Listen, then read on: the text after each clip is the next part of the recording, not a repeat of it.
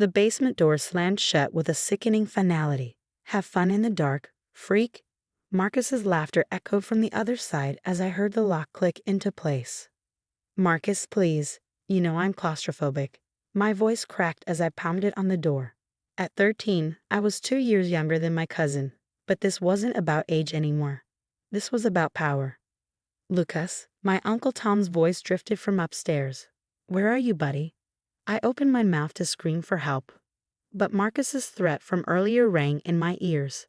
If you tell anyone, I'll make sure Aunt Sarah loses her job at Dad's company. My mom was a single parent, and that job was everything to us. He's at the park. Marcus called up cheerfully, said he needed some air. The basement was pitch black. I fumbled for my phone, only to remember Marcus had taken it earlier, claiming he needed to borrow it. This wasn't the first time he locked me down here, but it was the first time he'd done it when it was getting dark outside. My parents thought sending me to stay with Uncle Tom's family while Mom recovered from surgery was the perfect solution. They didn't know that my cousin Marcus had turned from the fun playmate of our childhood into something else entirely, something darker. I slid down against the wall, trying to control my breathing. The darkness seemed to press in from all sides. Somewhere in the darkness, water dripped steadily. Drip, drip, drip. Each sound made me flinch. Hours passed.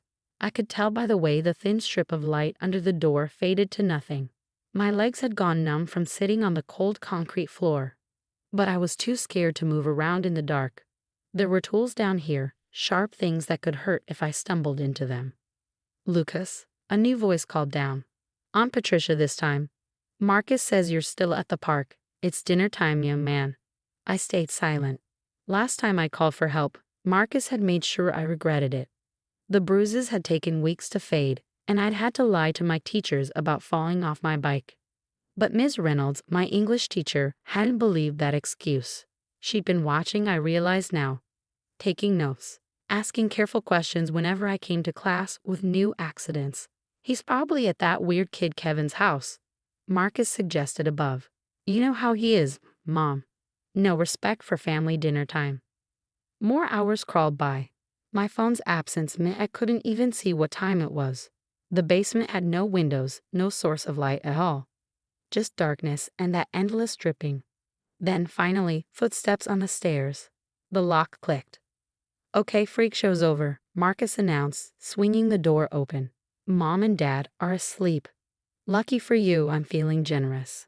I stumbled up the stairs, legs barely working. In the kitchen light, Marcus looked at me with that familiar mix of disgust and amusement. You look terrible, he smirked. Maybe wash your face before anyone sees you crying like a baby. I glanced at the microwave clock, 11:45 p.m. I'd been down there for almost 6 hours. The next morning at school, I could barely keep my eyes open. Every shadow made me jump. When Ms. Reynolds asked me to stay after class, I thought she was going to scold me for falling asleep during her lesson. Instead, she closed the classroom door and looked at me with concern. Lucas, I need you to be honest with me. What's really happening at your uncle's house? Nothing, I said automatically. Everything's fine. She pulled out a notebook. In the past 3 weeks, you've come to school with 2 unexplained bruises, a sprained wrist, and now you can barely stay awake. That's not nothing. I'm just clumsy, I mumbled, but my hands were shaking. Lucas, she said softly, I've already called CPS. They're going to want to talk to you, and I need you to tell them the truth. Can you do that? My heart stopped. No, he can't. My mom's job is secure, Ms. Reynolds interrupted. I've already spoken with the school board and your mother's union representative. Your uncle can't touch her job, no matter what happens.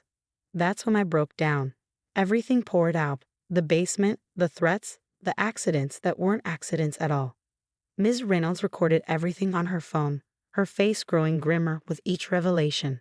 You're not going back there today, she said when I finished. We're going to the principal's office, and we're calling your mom right now. But she's still recovering. And she would want to know about this, Ms. Reynolds said firmly. You're not alone anymore, Lucas. We're going to make this right. As we walked to the principal's office, I saw Marcus in the hallway. He started to smirk, then froze when he saw who I was with. For the first time, I saw fear flicker across his face. I straightened my shoulders and kept walking. The basement door was finally open and I was stepping into the light. The principal's office buzzed with tension as I sat between Ms. Reynolds and Mrs. Garcia, the school counselor. Uncle Tom had arrived, his face red with anger, while a calm-faced woman in a gray suit introduced herself as Mrs. Bennett from Child Protective Services. "This is ridiculous," Uncle Tom sputtered. "Marcus and Lucas are like brothers. They play rough sometimes, sure, but—" "Mr. Walker," Mrs. Bennett interrupted, "we have documented evidence of systematic abuse. Your nephew spent 6 hours locked in your basement last night. Would you like to explain that?" "He's making it up." Uncle Tom's fist hit the desk. "Lucas has always been imaginative. Just ask his mother." I did. My mom's voice cut through the room like steel. She stood in the doorway, pale but steady, supported by our neighbor who'd driven her. Despite her recent surgery, she'd come immediately when the school called. "Sarah," Uncle Tom's tone changed to honey sweet, "you should be resting. This is all just a misunderstanding."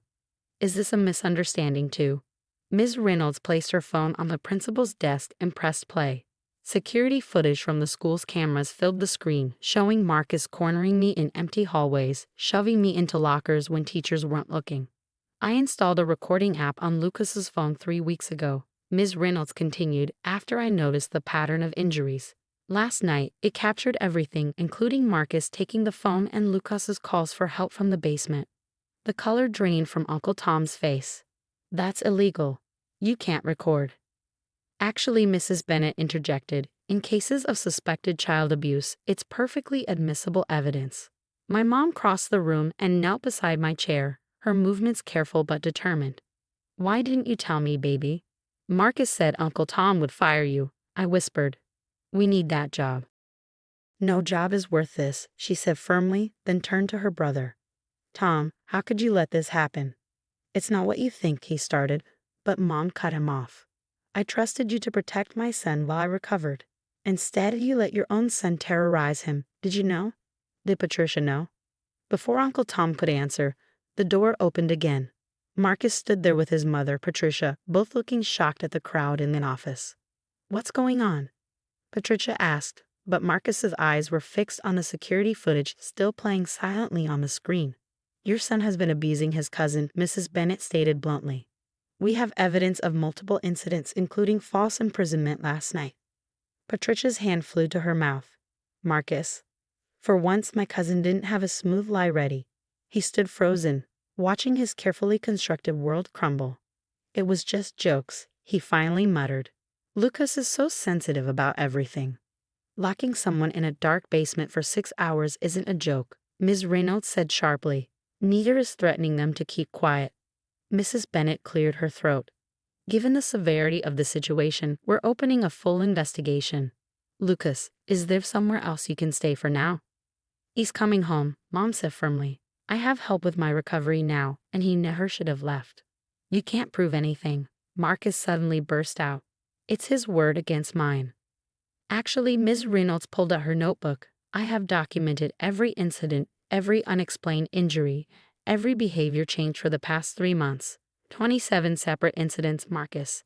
And now we have recordings too." The next hour was a blur of statements and paperwork. Mrs. Bennett took detailed notes while Mrs. Garcia gently asked me questions about other incidents. Mom sat beside me, her hand tight around mine, as I finally let out all the secrets I'd been keeping. Uncle Tom tried to minimize everything, calling it boys being boys. But even Patricia had turned away from him, horror growing on her face as the evidence mounted. "There will be consequences," Mrs. Bennett announced at the end. "Marcus will need psychological evaluation and counseling. And Mr. Walker, your negligence in this situation is a serious concern." As we left the office, Marcus caught my eye one last time. The power had shifted. He wasn't the one in control anymore. For the first time, I saw him for what he was, not a monster, but a troubled kid who'd been allowed to become cruel. "Let's go home," Mom said softly, and I felt tears of relief spring to my eyes. Home, where I didn't have to be afraid of the dark. Ms. Reynolds touched my shoulder as we left. "You're one of the bravest students I've ever had, Lucas. Remember that." Walking to our neighbor's car, I felt lighter than I had in weeks. The basement door was locked forever now, but this time I was on the right side of it. 3 months after the basement incident, I sat in Dr. Carter's office for my weekly therapy session. The walls were painted a calming blue, nothing like the darkness of that basement. "How are the nightmares?" she asked, her kind eyes studying my face. "Better," I answered truthfully. "I only had one this week, and I used the breathing techniques you taught me." The investigation had revealed more than just Marcus's abuse. It turned out Uncle Tom had a history of covering up his son's incidents at their previous school too. They'd moved here after Marcus had seriously hurt another student, but the records had been quietly buried. "And how are things at school?" Dr. Carter continued. "I thought about the changes there. Marcus had been transferred to a specialized program for troubled teens. His absence in the hallways had lifted a weight I hadn't even realized I was carrying." "Different," I said. "Better. Kevin and I started a support group, actually, for kids who've dealt with bullying or abuse. Ms. Reynolds is our faculty advisor." Dr. Carter smiled. "That's wonderful, Lucas. Using your experience to help others is a powerful form of healing." The support group had been Kevin's idea. He'd been Marcus's target before I came along, and after everything came out, he'd been the first to reach out to me. Now we have 15 regular members and met twice a week during lunch. At home, things had changed too. Mom had recovered fully from her surgery, and our relationship had grown stronger. No more secrets between us. We even started a tradition of leaving small lights on throughout the house at night. "Not because I was afraid," she said, "but because everyone deserves to know there's always light available if they need it." Uncle Tom had tried to reach out several times, sending apologetic messages through various family members. Mom had blocked his number after he attempted to minimize the situation one last time, suggesting we all start fresh and put the past behind us. "Have you heard anything from Marcus?" Dr. Carter asked carefully. I nodded slowly. His counselor at the new school asked if I'd be willing to read a letter he wrote, part of his therapy program. "And how do you feel about that?" "Scared," I admitted. "But also ready, maybe." Ms. Reynolds offered to sit with me while I read it. The letter had arrived yesterday, sitting unopened on my desk at home. Part of me wanted to burn it, but another part needed to know if Marcus could understand what he'd done. After my session, Mom was waiting outside. We had another appointment, this one at the youth center where I'd be speaking to a group about recognizing and reporting abuse. Mrs. Bennett from CPS had asked if I'd be willing to share my story. "You don't have to do this," Mom reminded me as we drove there. "I want to," I said firmly. If Ms. Reynolds hadn't been paying attention, if she hadn't documented everything, I might still be living in fear. The youth center was full of kids my age, some looking as scared as I used to feel. I took a deep breath and walked to the front of the room, catching sight of Ms. Reynolds sitting supportively in the back. "My name is Lucas," I started, my voice stronger than I expected. 3 months ago, I thought keeping quiet about abuse meant protecting my family. I was wrong. Silence only protects the abusers. As I shared my story, I saw recognition in some cases, fear in others.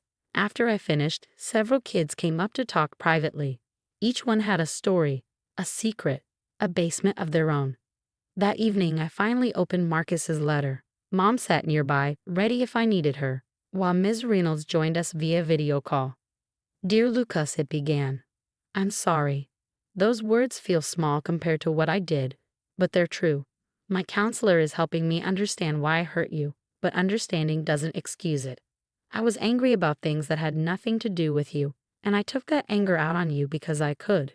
Because Dad always covered for me, and that made me think I was untouchable. I was wrong. I'm learning to be different. I don't expect forgiveness, but I need you to know that what happened wasn't your fault. It was mine." Tears slid down my cheeks, but they weren't tears of fear this time. They were tears of release. "You okay?" Mom asked softly. I nodded. "Yeah, I think I am." Later that night, as I got ready for bed, I looked at my reflection in the bathroom mirror. The scared kid from 3 months ago was gone. In his place stood someone stronger, someone who'd found his voice in the darkness and used it to help others find their way up too. I turned off the main light but left the small night light glowing. Not because I needed it, but because it reminded me that even the darkest basements can't stay dark forever. Not when you have people willing to shine a light and help you find your way home.